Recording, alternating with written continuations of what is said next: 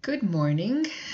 I thought that instead of typing out a long explanation of the final assignment, I would I would just do a short recording for you. So when you get into Blackboard, on the left-hand side, if you go down to this section here where all the graded assignments are, and you go to final assignment.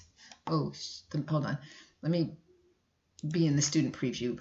That would be more helpful. Okay, so you come down to final assignment, and you see it.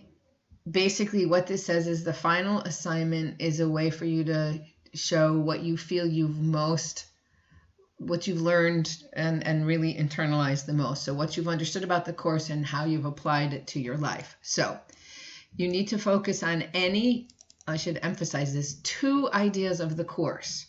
Okay, and so here are below I don't even know, I didn't count them, let's say 15. 1, 2, 3, 4, 5, 6, 7, 8, 9, 10, 11, 12, 13. I got to come up with 2 more. The 13, what I consider to be the main ideas of the course. And then you look at those and you say, okay, what are the 2 that really have been meaningful to me? And what you're going to do for each of them is to look at these 4 different components.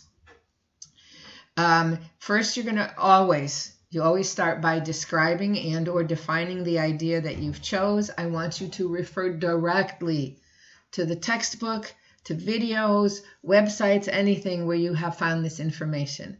I don't insist on you doing a MLA format with the citations and a works cited page. I figure you have enough to deal with. So I don't want you to go out and find new information. It should be all information that's from the course. Then what I want you to do is give an example let's say you chose having a growth mindset. Where in the past were you successful using this? Why do you think you were successful? Then you're going to give an example of where you were not successful with this issue in the past and why you think you were not successful. And then last of all, you're going to pick one strategy that you learned in the course that you have used or that you would consider using, which you can continue to use in the future to be more successful. Like now that you know more about the growth mindset, what can you do to ensure that you don't slip back into having a fixed mindset about a certain aspect of your life? So you're going to do that for one idea, and then you're going to do that for the next idea. If you choose to write this as an essay, a couple of things. Please don't use the word you. I say this over and over again, and people are still making that mistake. I am the audience. You are talking to me. So if you have a growth mindset, well, guess what? I do. So you don't have to give me advice about this. You are talking specifically about yourself. It is perfectly acceptable to use the word I. If you want to make a general statement, you could say students or you could say people. Okay. If you're doing an essay, what I want you to do is talk about the first point completely and then talk about the second point. Don't try to do one paragraph where you're defining both of the ideas, and then the next paragraph you're talking about where you were successful, and the next paragraph where you were not successful in both of these. That's very confusing to read. Okay, so as I said, you can write this as an essay. If you are more creative, you can write lyrics to a song, draw cartoon panels, create a game, film a commercial, create a vlog, write a script for a TV show. Okay, so what I wanted to show you down below I just have 2 sample final assignments. One was something where from the first half of this semester, where a student was a computer science person, and he set this up as a flowchart of sorts. Okay, I didn't need this first page. That's fine. I do need your name on it, but okay. So he's got one page with creating effective habits. Okay, here's the definition. Here's a link to a website. He talks about how he did, excuse me, successful strategies, not successful strategies. So this is where he says, okay, working out instead of watching TV, describes it.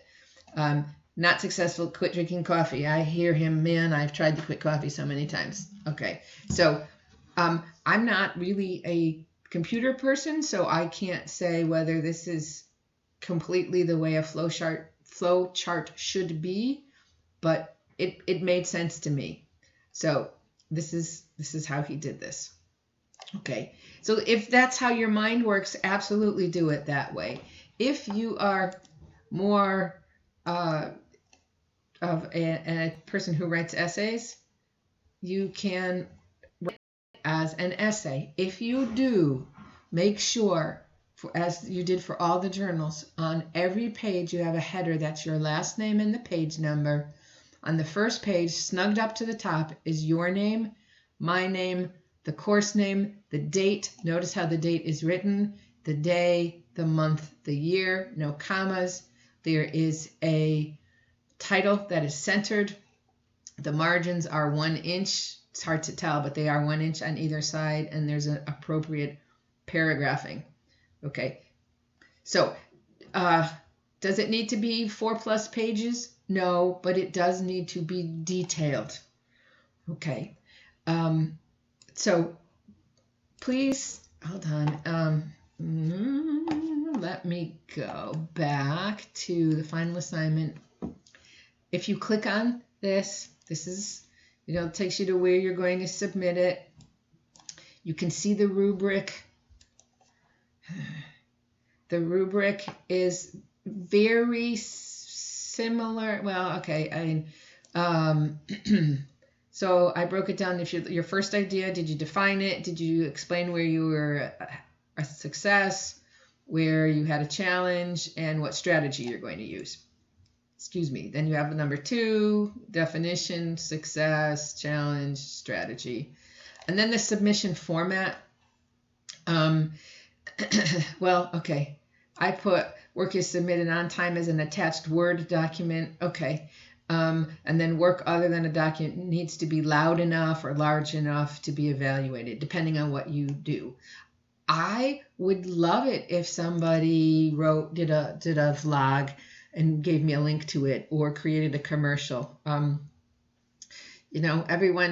Most people go for the visual because that's what we know best. A student last spring did a vlog.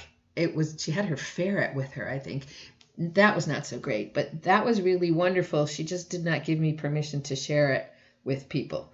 So it is due, absolutely due, by Friday, December 11th by 11:59 p.m. So what I'm going to do in a couple minutes is I'm going to actually do an announcement that sets out all of the work that is due next week. There is an extra credit assignment that you can do, which is a course evaluation. Not evaluating me, there is something that you can do about that, but the course itself. And it's not mandatory. Doing it can only give you more points, and it's very helpful for me because every semester I like to try to make the course better than it was the semester before that. So please take a look at this. Let me know if you have any questions. And I'm going to say this, you can message me within the class. You can send me an email. And honestly, feel free to send me a text to my Google number, which is 860-410-6070. All right. Thanks. I hope you're all having a great day.